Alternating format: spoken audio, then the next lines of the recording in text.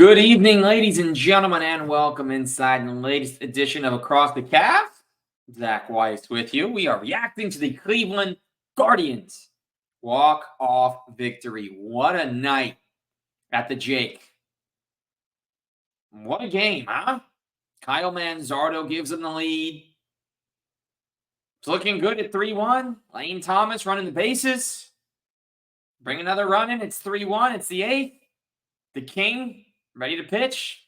Say night-night. Manuel Clase, let's make it 2-1. Oh, no, Aaron Judge, 2-run shot. Next batter, Giancarlo Stanton. Solo shot. 8th inning. Manzardo's gone deep. There's a couple down. Let's bring in David Fry. Okay, yeah. David Fry's delivered. He's been here. We're good. Guards ball. Right? Name of the game. Ooh, he struck out. We're on to the 9th. Yankees played another run. It's 5-3. Leadoff man gets on for Cleveland. First and second. Or rather, leadoff man gets on. Runner on first. Nobody out. Oh, no. Double play. Josh Naylor. After Jose got on, Naylor grounded into the double play. There's 2 outs. They're down by 2 runs. They're down 2 games to 9. The season might be over a little early. It'll be a 3-0 deficit with the heartbreaking loss. Now hold the phone. We're not done yet. With 2 outs, the Lane train. Lane Thomas pulls one deep, just missed the solo shot. Top of the wall, double. Pinch hitter coming up. Jhonkensy Noel. That's who was left. He's in the game. He's at the dish. And Big Christmas says bye-bye. Because Rafa Hernandez Brito, one of the best voices in sports. He's the voice of your Cleveland Cavaliers. He does all the Cleveland games. Here's a big game. There's Rafa calling a game in Spanish. Screaming things. Getting excited. And calling as well as anybody we've ever seen. And I will say, if I understood the language better, I might be inclined to listen to everything that Rafa does in Spanish. Many conversations with the man. That man is amazing at what he does. He's an amazing individual, and boy, those pipes are booming. And listening to Tom Hamilton's call on this Jhonkensy Noel pinch hit, 2-run bomb. Feliz Navidad. Da, da, da, da, da, da. What a call by Rafa. What a moment for Jhonkensy Noel. We thought it was over. I thought it was done. You're down. It's the 9th. The offense hasn't been there in big moments this postseason in the 9th in this series. But it showed up. And they came through. Hallelujah was the word. Hallelujah. The Cleveland Guardians just tied the game in the 9th inning. Now what? Gimenez was swinging big. He struck out. We're on to the 10th. And Pedro Avila coming in the game. Gets the job done. Runner on base. David Fry to the plate. He struck out last time. What does he do? Well, let's look at David Fry's regular season numbers, shall we? David Fry, 122 games. He had 88 hits. He batted .263. He brought 51 runs in. He walked 44 times. He struck out 84. He had 14 home runs and 51 RBIs. And he's pinch hit in a number of games. He did start game 1 against the Yankees. He did not get a hit in game 2. He had the pinch hit game-winning home run in game 4 against Detroit, saved the season, and here tonight with 1 out. We're in the 9th inning. And David Fry lets it fly. David fried it. A walk-off, 2-run bang from deep in the Jake. David Fry, ladies and gentlemen. 28-year-old Irving, Texas native. I mean, of course, he's from Irving, Texas. He's from Irving. Of course he's got the clutch gene. He's from Irving. He's playing for Cleveland. Come on. It writes itself. There was no 3-0 hole in Cleveland tonight. My reaction is the same as all of Cleveland. Although I myself, when this was happening, was watching the game with a diehard Yankees fan seated immediately to my right. So, the way sports work, every fan is different. Every fan is different. I think as excited as you want to get, you're also at home here. You want to be semi-respectful. We're also drafting for fantasy basketball. It just so happened the fantasy basketball draft was going on at the same time as this game, which had gone to extra innings. The draft was slated for 8:15. Game that starts at 5:08 in Big 2024 and all but 5 or 6 occasions was already over, even if it's on to the 10th. This one took a little longer. So it's still going on. The tying home run happens. Get fired up. All right, let's go. But the winning one happens. Clap it up. Go crazy. It's not the Cavs. No Cavs crazy. Respectable. Because if the Guardians had lost the game, hang the head. That's it. You hope you come back next game. Still extremely hyped up. Fired up. Respectfully fired up. But Cleveland. Biggest victory for the city since Game 7 against the Orlando Magic at 1 p.m. on that first Sunday in May.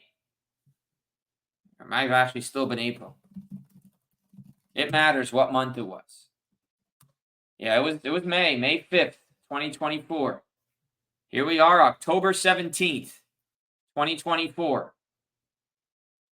It's too bad it wasn't one day later. It could have been David Friday. David Friday. It was David Thursday. But it was David Fry time. An incredible moment for Cleveland. How can you describe what we witnessed? Game-tying home run and walk-off back-to-back innings. I mean, many different players have had these big swings. Fry's now done it multiple times. Manzardo earlier. Lane Thomas with the grand slam in Game 5. And now David Fry. Would you like Fry with that? Yes. I'd like David Fry with that. The perfect pinch hitter. This game was all about situational performance. And because the Guardians were out of bats on that bench,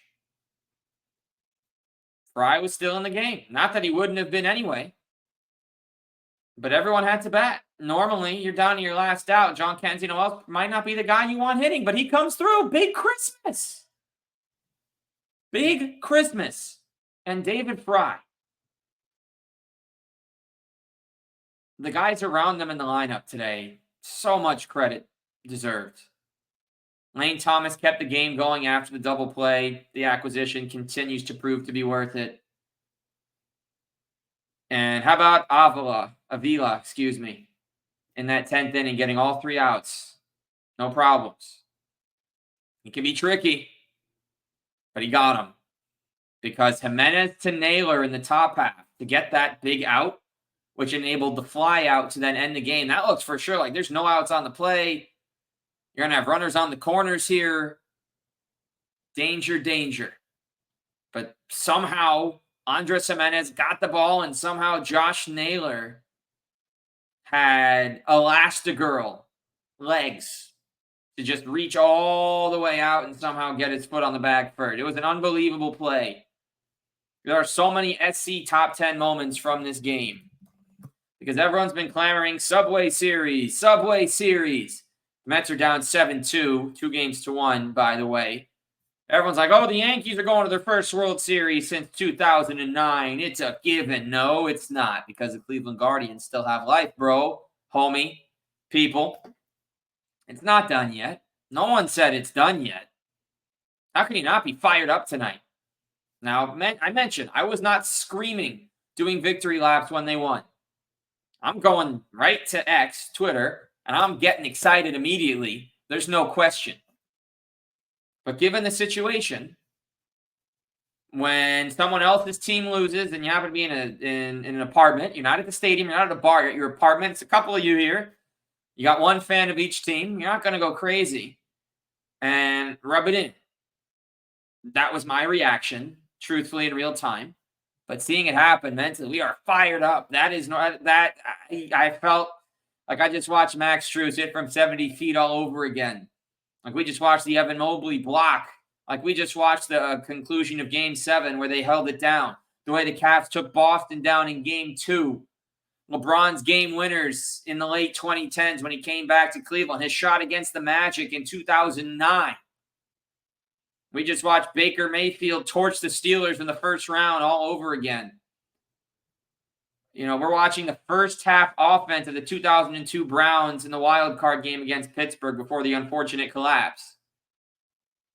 There's a lot going on. But this is Cleveland. We're flashing back to 2016 and all those big moments.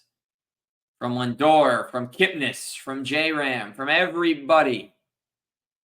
We're going back to the days of Grady Sizemore and Travis Hafner guiding the Indians to the promised land in 2007, where they were so close to that World Series. So close. That crazy ALCS with Boston, one of my earliest baseball memories. But hey, Cleveland baseball, man. Remember the days of Manny and Tomei and Alomar?